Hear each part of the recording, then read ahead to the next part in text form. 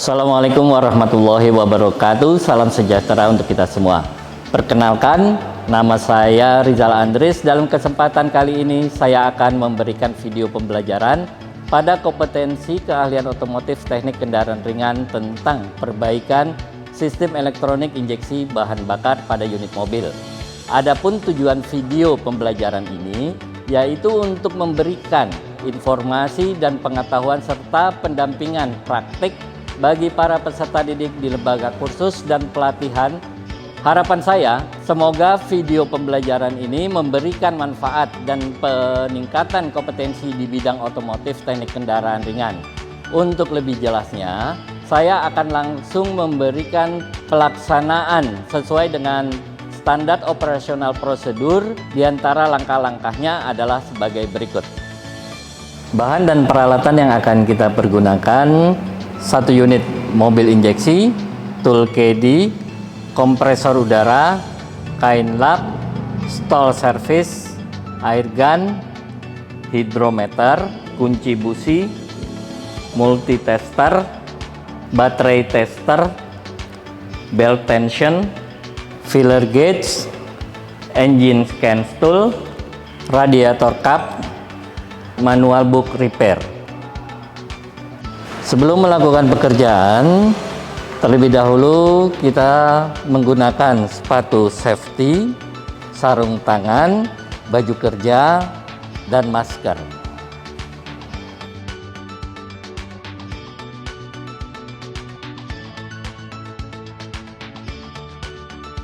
Selanjutnya pemasangan front cover.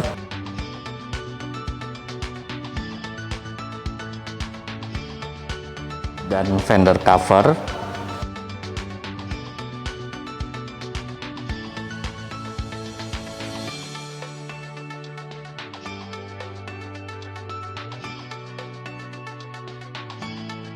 Pemasangan seat cover.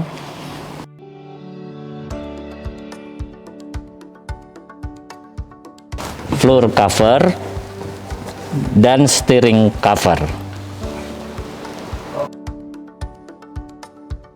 Sebelum melakukan pekerjaan, perlu dilakukan pemeriksaan awal pada kendaraan, meliputi nyala lampu pada panel dashboard, nyala lampu sen dan hazard, nyala lampu rem, nyala lampu kepala, kerja sistem klakson, fuel meter indikator, lampu engine check, parking light indikator, lampu indikator pengisian baterai.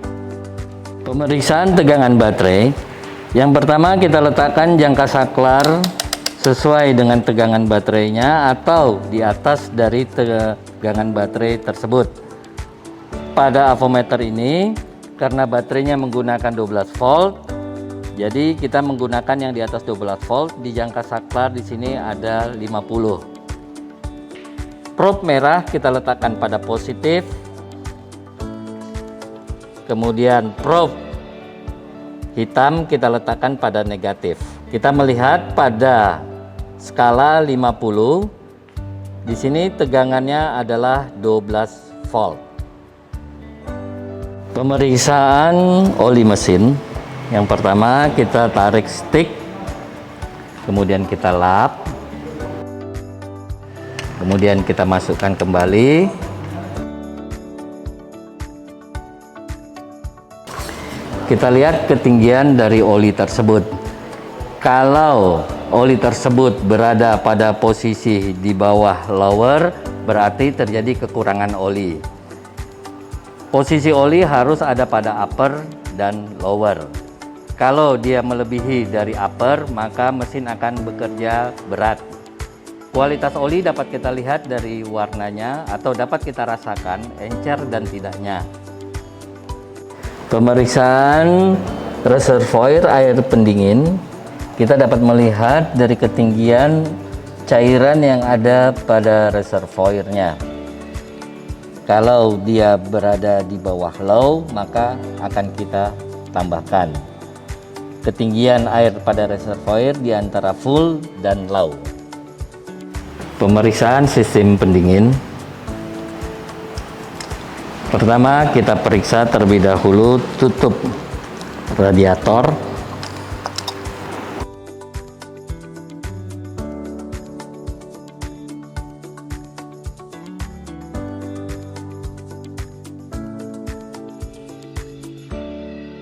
Diberikan tekanan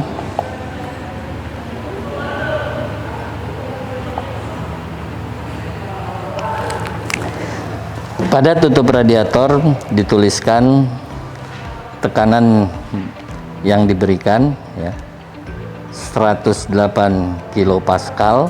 Kalau melebihi dari 108 kilopascal, maka katup akan membuka.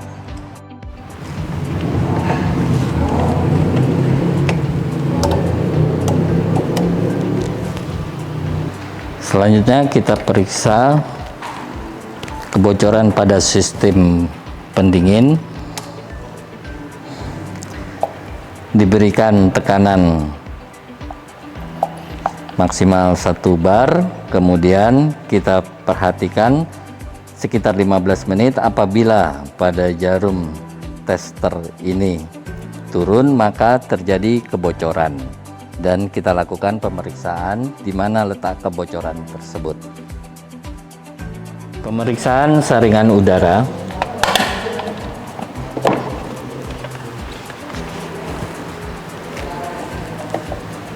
Kita lihat kondisi saringan udaranya, kemudian kita bersihkan.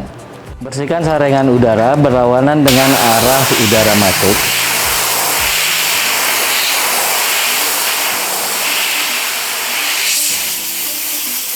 Setelah kita bersihkan, kita pasang kembali.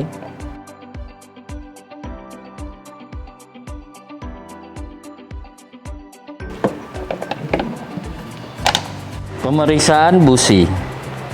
Kita lakukan pelepasan busi terlebih dahulu.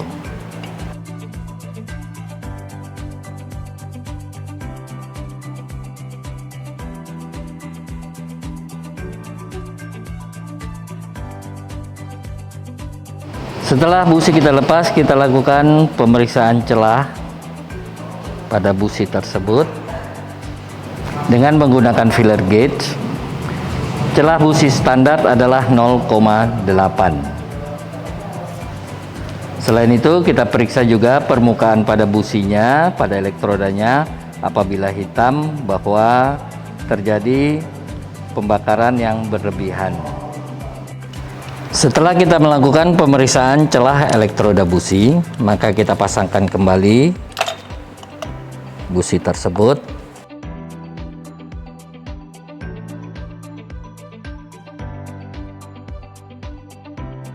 Pemeriksaan fuse EV, kita buka tutup fuse box, kemudian kita lihat di mana posisi dari fuse EV tersebut. Di sini tercantum 20 ampere. Kemudian kita ambil untuk pembuka penjepit fuse tersebut. Kita cabut fuse-nya.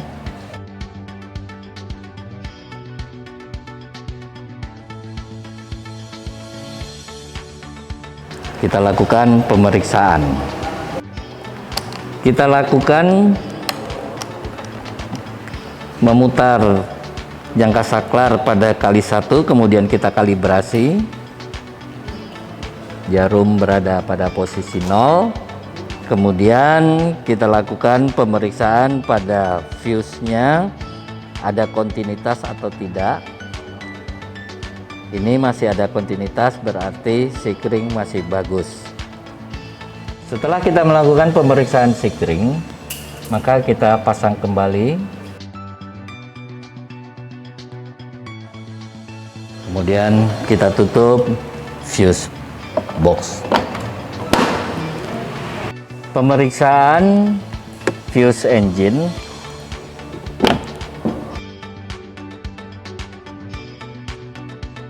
Di sini tertera fuse-nya 10 ampere.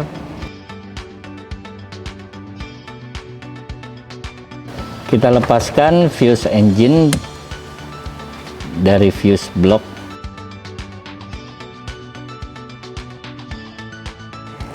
Setelah kita lepas fuse-nya, kita lakukan pemeriksaan pada fuse tersebut.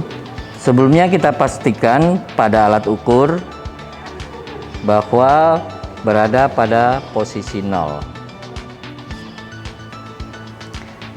Kemudian kita periksa ada kontinuitas atau tidak. Ternyata sikringnya terjadi kontinuitas, berarti sikring masih baik.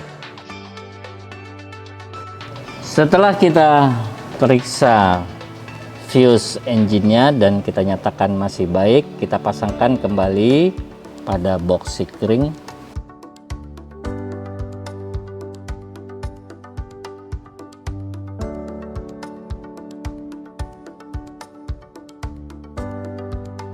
Kemudian kita tutup kembali covernya.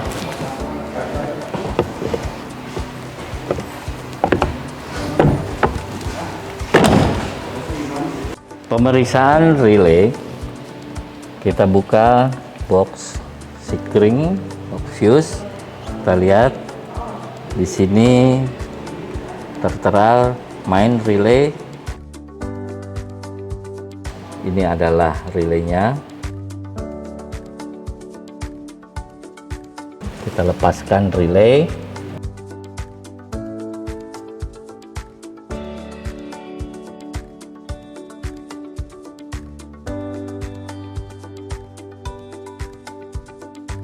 Kemudian kita lakukan pemeriksaan. Kita lakukan pemeriksaan pada relay dengan menggunakan avometer. Sebelumnya kita pastikan pada avometer tersebut jarum pada posisi 0. Kemudian kita periksa ada 4 terminal pada relay, ada terminal 8586 dan 3087. Untuk menentukan terminal-terminalnya tersebut, kita lakukan dengan menggunakan avometer ini. Jika terjadi kontinuitas, maka terminal tersebut adalah antara 85 dan 86. Ini tidak ada kontinuitas, ini tidak ada kontinuitas, ini pun demikian, yang ini pun demikian. Berarti ini adalah terminal 85 dan 86. Kemudian setelah itu kita lakukan pemeriksaan apakah titik kontak pada terminal 87 dan 30-nya masih terhubung, bisa terhubung dengan baik. Kita lakukan dengan menggunakan arus listrik sebesar 12 volt sesuai dengan yang tertera pada kemasan relay tersebut. Setelah kita mendapatkan terminal 85 dan 86, kemudian pada kedua terminal tersebut kita hubungkan dengan kabel. Satu kita jepitkan pada plus baterai, yang satu lagi kita jepitkan kepada negatif baterai. Kita lakukan pemeriksaan antara terminal 30 dan 87 ada kontinuitas atau tidak.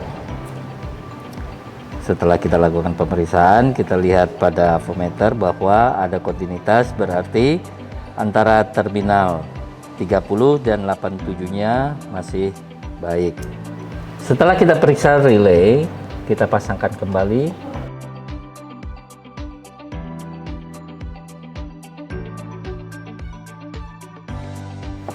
Dan kita tutup kembali fuse box-nya.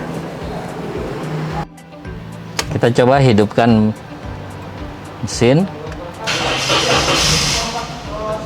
Mesin hidup, tetapi lampu tanda engine tetap menyala dan kondisi kendaraan tidak stabil. Kemudian kita ambilkan scanner, kita pasangkan scanner.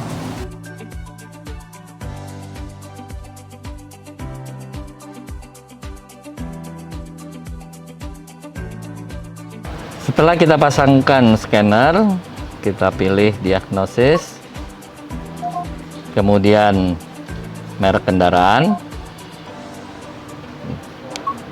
kita pilih PIN-nya, kemudian kita pilih EV engine, oke.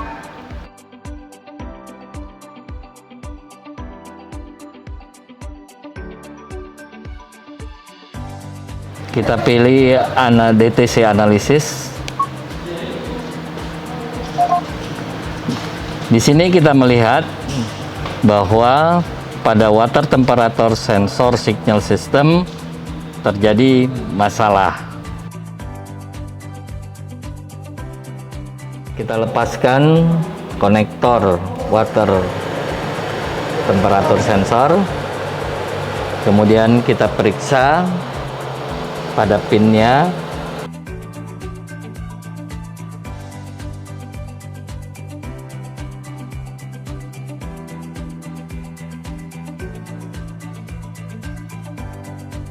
Ada 5 volt, berarti sesuai dengan spek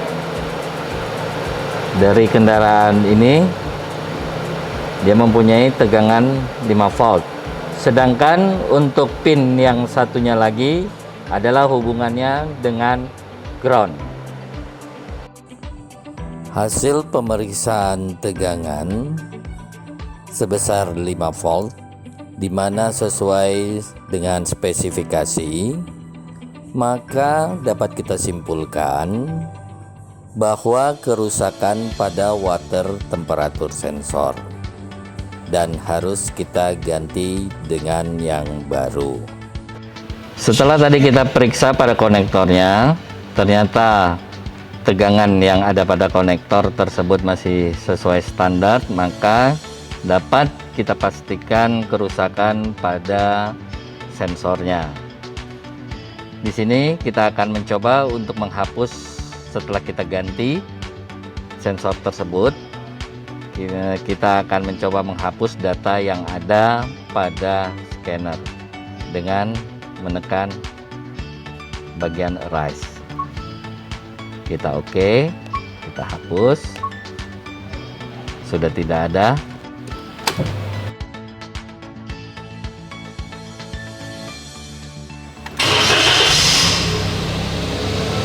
Setelah kita tadi melakukan erase, kita coba periksa kembali.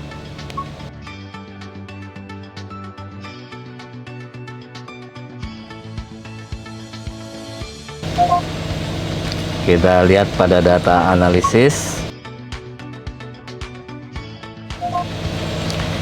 Kita lihat RPM-nya sudah normal. Kemudian pada temperatur yang tadi awalnya minus 40, sekarang sudah normal kembali, berkisar 58 derajat Celcius.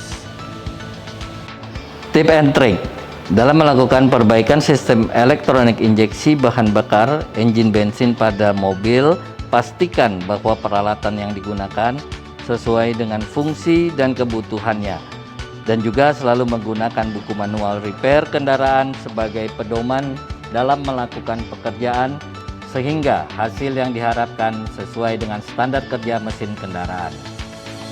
Demikian video pembelajaran tentang perbaikan sistem elektronik injeksi bahan bakar unit mobil ini saya sampaikan. Semoga memberikan manfaat bagi para peserta didik kursus dan pelatihan serta para peserta didik di tingkat pendidikan SMK Kompetensi Otomotif Teknik Kendaraan Ringan dalam rangka peningkatan kompetensinya.